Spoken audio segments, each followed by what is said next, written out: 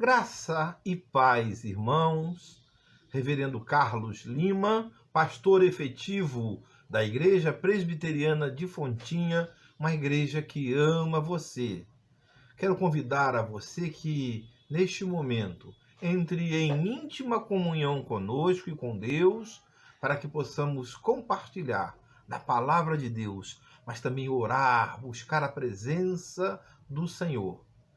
Eu inicio este momento de estudo de quinta-feira, da oração, momento da edificação, com que a palavra de Deus nos fala lá em Isaías, no capítulo 55, e nós vamos ler dos versos 6 a 8. Isaías 55, de 6 a 8.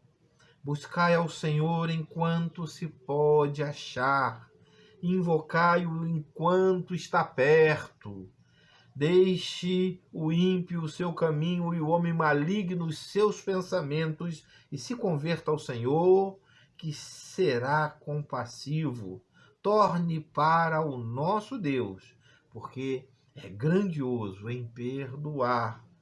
Verso 8 é o Senhor falando, porque os meus pensamentos não são os vossos pensamentos, nem os vossos caminhos, os meus caminhos, diz o Senhor. Que nós possamos buscar a Deus nesse momento, possamos invocar a presença do Senhor. Abra o seu coração, vamos participar deste momento íntimo com o Senhor. Oremos então. Querido, amado Deus, neste momento de estudo, de oração, de edificação, suplicamos a Tua orientação. Seja conosco, Senhor. Nos abençoe e nos guie neste momento.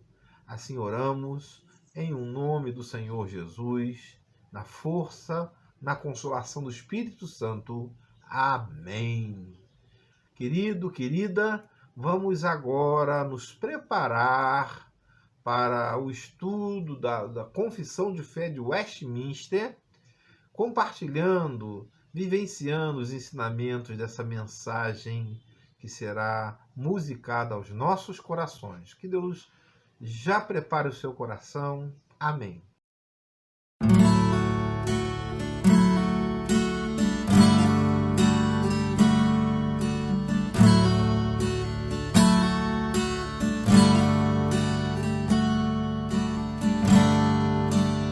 Ele não tinha qualquer beleza ou majestade pra nos atrair.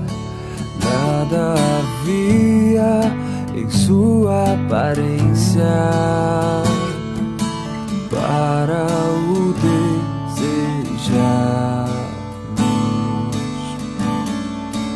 mas rejeitado dentre os homens, ainda assim carregou nossas dores.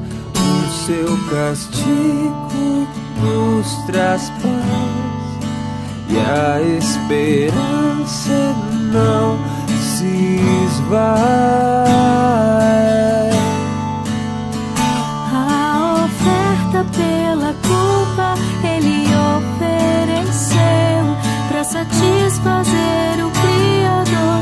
Ele morreu para que a sua luz em nós pudesse brilhar.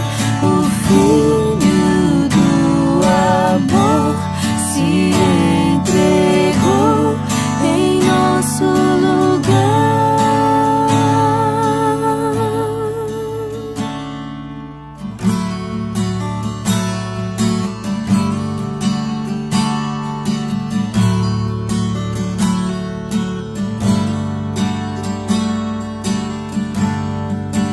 Mas rejeitado dentre os homens, ainda assim carregou nossas dores. O seu castigo nos traz paz, e a esperança não se esvai. A oferta pela culpa ele ofereceu para satisfazer o Criador. Ele morreu para que a sua luz em nós pudesse brilhar. O Filho do amor se entregou em nosso lugar. És o Cordeiro que pelos nossos pecados foi esmagado sem dizer uma só palavra. Se entregou aos cravos, derramou sua vida até a morte, provando a ira amarga pra nos dar sua doce graça e nos fazer viver.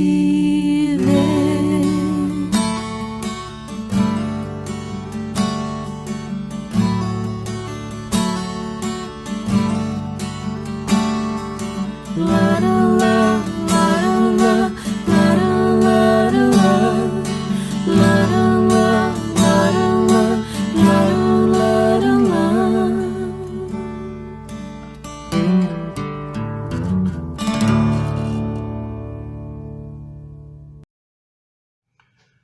Graça e paz, irmãos, queridos ouvintes, estudo do Breve Catecismo, pergunta 88, os meios de graça. E a pergunta do Catecismo nos indaga o seguinte: quais são os meios exteriores e ordinários pelos quais Cristo nos comunica as bênçãos da redenção? Quando nós falamos meios, falamos de veículos que ele utiliza para comunicar. E quando falamos em meios exteriores, são externos, não são dentro do nosso corpo, mas são externos, que nos atingem externamente. E o ordinário, é que segue uma sequência normal, uma cadência normal da utilização cotidiana para cada dia de nossas vidas. E a resposta é: os meios ordinários pelos quais Cristo nos comunica as bênçãos da redenção são suas ordenanças, ou seja, aquilo que ele ordena, especialmente a palavra de Deus, a Bíblia. Também os sacramentos. O que são os sacramentos? Recordamos? Batismo e ceia. E a oração. São esses três meios exteriores, ordinários, pelos quais Cristo nos comunica a sua graça. E ainda prosseguindo, os quais todos se tornam eficazes aos eleitos para a salvação. Eles nos introduzem na salvação, eles nos mostram a salvação, eles nos preparam para essa tão rica salvação. Meios de graças, ordenanças. Ou seja, querido, a igreja vive e orienta-se nas ordenanças divinas, que nós lembramos: palavra, sacramento e oração. Deus fez nascer e perseverar a igreja usando instrumentos externos, visíveis, para a criação e a execução dos seus propósitos redentores. Ou seja, tanto no Antigo como no Novo Testamento, Deus utiliza esses exemplos visíveis, externos, exteriores, para impactar o nosso coração, para nos mostrar os seus propósitos, E o conteúdo, porém, desses meios exteriores de graça, né, que promovem a graça, eles então não residem numa coisa material, concludente, mas na graça interna e invisível, ou seja, palavra, sacramento e oração, eles residem na graça interna de Deus, invisível, que vai pela palavra nos santificando, pela ceia, pelo batismo, nos tornando membro da comunidade, da igreja. E a oração é um meio eficaz de se falar com o nosso Deus. Deus, então, irmãos, ele elegeu esses meios de graça conforme os propósitos que ele tinha. Não como um substituto da ação direta, da redenção, da sua atuação diante do homem, mas ele nos deu esses meios de graça e ordenanças exteriores como instrumento da sua obra contínua na vida daqueles que são salvos. Meios ordinários e meios de graça. Meios ordinários, como nós falamos anteriormente, são memoriais da atuação direta de Deus. Eles são subjetivos, ou seja, não são materializados. Ninguém encosta a mão na oração, ninguém encosta a mão no batismo, mas são lembranças do plano divino. Então, nesse momento, eles são palpáveis, nós podemos pela inteligência, concluir que eles são de Deus. Isso traz em nós conforto, consolo, até onde os homens lhe é permitido conseguir esses meios históricos utilizados, né? Ou seja, os homens, dentro da história, Deus permitiu que eles utilizassem esses meios ordinários. Por exemplo, no Antigo Testamento, Deus permitiu que o homem fizesse a oferta de animais lá no altar. E eles tipificavam o sangue de Cristo que ia ser derramado por nós. Agora, uma vez esses meios ordinários de graça sendo ultrapassados por outros pelos quais Deus escolheu, nós não precisamos mais de sacrificar esses animais, por exemplo. Então, ao homem é permitido conhecer esses meios históricos e utilizados. Então, lá no Antigo Testamento, nós vemos o arco-íris, né? A árvore do conhecimento do bem e do mal, a circuncisão, o tabernáculo, arca, altar, os sacrifícios no templo, o êxodo do povo caminhando na direção da terra prometida, o povo eleito, o próprio sábado, que era um dia de descanso, não um dia propriamente da semana, ou o último dia da nossa semana, como nós falamos, né? Então eram meios de se utilizar, de se olhar para cima, de se reconhecer a graça de Deus. No Novo Testamento, da mesma forma, quando o Cristo encarna, né, o Cristo se fez carne, os sinais messiânicos, dos milagres dele, né, na sua caminhada, a cruz, o túmulo vazio, a ressurreição, o Pentecostes da igreja, né, e a igreja como instrutor de Deus, isso também são esses meios ordinários. Fazendo um parênteses, né? O sábado foi vitória de Cristo na criação. Está lá em Êxodo 20, de 8 a 11, né? E da libertação do povo também lá do Egito. Agora, o domingo é um sinal permanente na igreja da vitória de Cristo sobre os pecados e sobre a morte e a sua glorificação. Então, para isso que servem esses símbolos. Os meios de graças não são apenas pegadas históricas da presença, da ação de Deus, mas elas são ordenanças. Ou seja, diferente desses símbolos anteriores que nós falamos, um meio de graça é ordenança de Cristo. Cristo, né, ordenou. Então, Cristo ordenou que nós conhecêssemos a palavra de Deus e fôssemos submissos a ela. Nós temos esses versículos que nos falam sobre isso. Cristo nos ordenou o batismo, como, né, como não havia, por exemplo, um judeu que fosse incircunciso, ou seja, que não fosse circuncidado, também não pode existir um crente, um cristão, sem ser batizado. A Santa Ceia, temos todos esses versículos, vendo que é ordenança, Cristo fazer isto em memória de mim. E quando nós comemos cada um dos elementos da ceia, quando bebemos do vinho, né?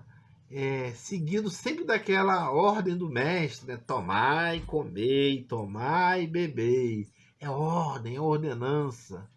E a oração, nós temos tantas orientações para a oração. Vigiai e orai, para que não entreis em tentação. Jesus não era somente alguém que falou assim, ore, mas Jesus orava, falava com o Deus Pai. Então, o homem também tem que utilizar esse meio de graça que é a oração. Nós temos que analisar algumas coisas, como, por exemplo, o sacramentalismo que é utilizado dentro de algumas igrejas. Nós que somos da Igreja Reformada, né, entendemos que a redenção, a salvação, ela é comunicada a nós única e exclusivamente pela palavra de Deus, lida e pregada. Aqueles que são eleitos com o dom da fé salvadora através de Cristo lá no Calvário e pela iluminação do Santo Espírito, a gente ouve essa mensagem, a gente se rende a essa mensagem. Então, o que há de sagrado é isso, é a palavra de Deus que está no nosso coração e na nossa mente. Por exemplo, no catolicismo romano, nós vemos que a graça ela é comunicada por meios sacramentais. Por isso que falamos sacramentalismo, né? O clero, ele ordenado, é um meio dessa sacralidade. Os padres, os bispos, a penitência também é um sacramento. E a Eucaristia, mas elas compõem elementos que são sacramentais, porque, segundo a doutrina católica romana, o pão e o vinho, eles realmente se mudam, eles se transubstanciam, ou seja, eles se transformam ali naquele momento sacramental em corpo de Cristo real e alma da divindade de Cristo, de quem o fiel se apropria pela deglutição, por engolir, por tomada desses elementos. Eles, quando Cristo fala, isto é o meu corpo, eles entendem que literalmente ali há essa transformação sacramental. Diferentemente do que nós, reformados, pregamos e acreditamos diante da palavra de Deus. O meio da graça essencial para as igrejas reformadas, a palavra de Deus aplicada de forma redentora e santificadora em cada crente, ele produz essa graça essencial, da essência de Deus, né?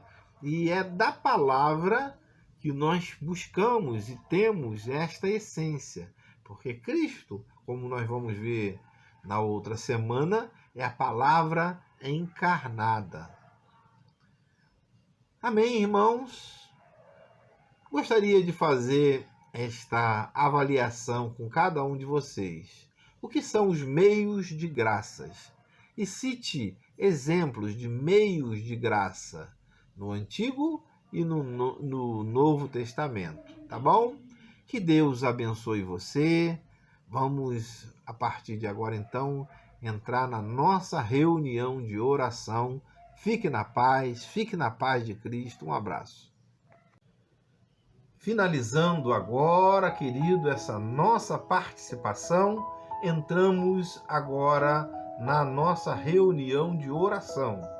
Desde já pedindo pela Igreja Presbiteriana do Brasil, seus concílios, seus sínodos, presbitérios, autarquias, nosso Seminário Presbiteriano do Rio de Janeiro e todos os seminários, Casa de Profetas de todo o Brasil, geridos pela nossa igreja.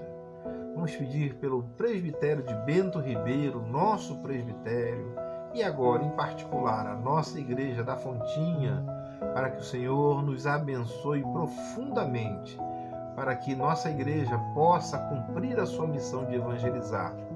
Vamos orar também pelas nossas causas mais caras, que às vezes, em alguns momentos, rouba-nos o sono. Nós queremos pedir pela nossa causa da justiça da Igreja da Fontinha, queremos pedir pelos inúmeros pedidos de oração que ouvimos, dos irmãos por cura, por aqueles que estão necessitados, carentes. Lembramos da nossa irmã Áurea, da nossa irmã Sônia Matos. Oramos também pelo Dudu, meu filho, que está fazendo alguns exames aí e precisa da orientação de Deus para que ache o melhor diagnóstico para o que ele está sentindo. Oramos por você, irmãos. Na sua casa tem vivido momentos de expectativas nesta pandemia, e quero já dizer a você que o Senhor está com você. Então, tenha firmeza, tenha calma, saiba que o Senhor está agindo. Vamos orar, então? Vamos buscar ao Senhor na oração? Curve a sua cabeça, vamos falar com Deus. Neste momento, Senhor Deus, na profunda oração, colocamos na Tua presença nossa Igreja Nacional, seus concílios, suas autarquias. Colocamos o presbitério de Bento Ribeiro nas Tuas mãos, suas igrejas, pastores, presbíteros e diáconos, todos os membros, Pai. E também, Senhor Deus, a nossa Igreja da Fontinha, para que conjuntamente também na nossa área, designada pelo nosso presbitério, possamos pregar o Evangelho, viver dentro e conforme a Tua palavra, Pai, para que possamos testemunhar das bênçãos do Senhor. Seja, Senhor Deus, com a nossa membresia, com aqueles que estão enfermos, com aqueles que nos têm pedido oração. Lembramos da nossa irmã Áurea, Pai, que não está muito bem de saúde, Pai. Ela que vai aniversariar, mas precisa, Senhor Deus, ainda da Tua atuação. Clamamos, Senhor Deus, pela a nossa membresia, no sentido de que tenha paciência, tenha conforto, tenha consolo do Espírito Santo, Pai, e possa, Senhor Deus, tomar iniciativas para bem Te servir.